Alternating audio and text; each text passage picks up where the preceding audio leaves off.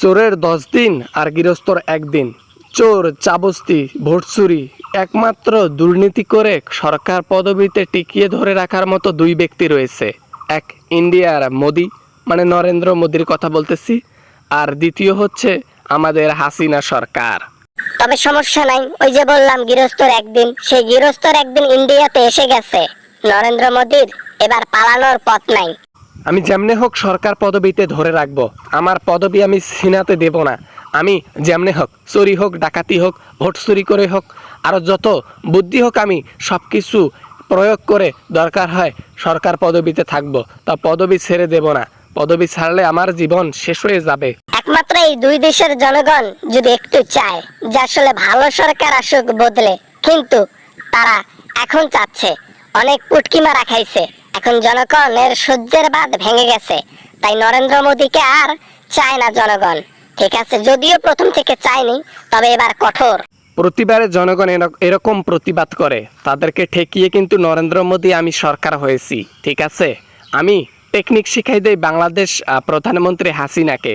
ওই টেকনিক খাটিয়েও সরকার পদবিতে রয়েছে। আর আমিও এইবার সমস্যা নেই, ভগবান আমার সাথে আছে। সরকার পদবিতে এবার আমিই বসবো। বাবা গোবর খাওয়া মোদি, তুমি আর এইবার যাইতে পারবা না কোথাও বাবা। তোমার দেয়ালে পিঠটা ঠেকে গেছে বুঝছো। এখন যাওয়ার পথ নাই, পালানোরও পথ নাই। নির্বাচনে জয়লাভ তো দূরের কথা, জীবনটা আগে বাঁচাও বুঝছো। নরেন্দ্র মোদী কাকা ওরফে হিন্দু জাতির গোষ্ঠীর কলঙ্ক। এ বেটা এখনো সরকার আছি, ঠিক আছে? কথাবার্তা হুঁশিয়ার হয়ে বলবি, সম্মান দিয়ে কথা বলবি, ঠিক আছে? আজে বাজে কথা বললিস না, ঠিক আছে? তাহলে হাসিনাকে বলে কিন্তু শায়েস্তা করার ব্যবস্থা করে দেব, বলে দিলাম। তুই সর, সামন থেকে সর, কথা বলার ইচ্ছা নাই আমার। ইন্ডিয়ার মধ্যে যত মুসলমান জাতিকে টর্চার করা হয়েছে, যত মুসলমান জাতিকে অবমাননা করা হয়েছে, মুসলমান জাতি, কোরআন, সবকিছুকে অপমান করা হয়েছে, এগুলার প্রতিবাদ মোদী করে নাই।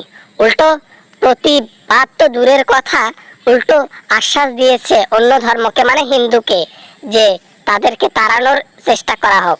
আল্লাহ তাআলা এগুলা সহ্য করে না, তাই সুযোগ দিয়েছে, ছাড় দেয়নি। এবার না মানে তুমি না বেশি কথা বলো বুঝছো, আর কথা বলার একটুও ইচ্ছা নাই। আর একটা কথা বললে আমি এখানেই ফিট লেগে পড়ে যাব, দাঁত লাগবো, অজ্ঞান হয়ে যাব। ডাক্তার এসেও আমাকে আর বাঁচাতে পারবে না বুঝছো। তাই কথা বলিও না, তোমার হাত পায়ে ধরে বলি, আর বলিও না কিছু, আমি শুনছি সব। আরো বলার অনেক কিছু আছে, যদি আপনাকে সারা রাত সারা দিন যদি গালিগালাজ করি তারপরও মনটা ভরবে না। এত নিকৃষ্ট একটা ব্যক্তি আপনি। আপনাকে যত অন্যায় কথা বলি না কেন, কম পড়ে যাবে, ঠিক আছে?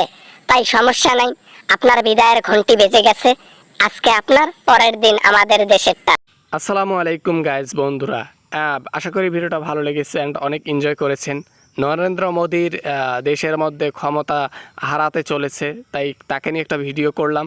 আশা করি ভিডিওটা ভালো লেগেছে। ভালো লাগলে কমেন্ট করে জানাবেন। দেখা হবে পরবর্তী ভিডিওতে।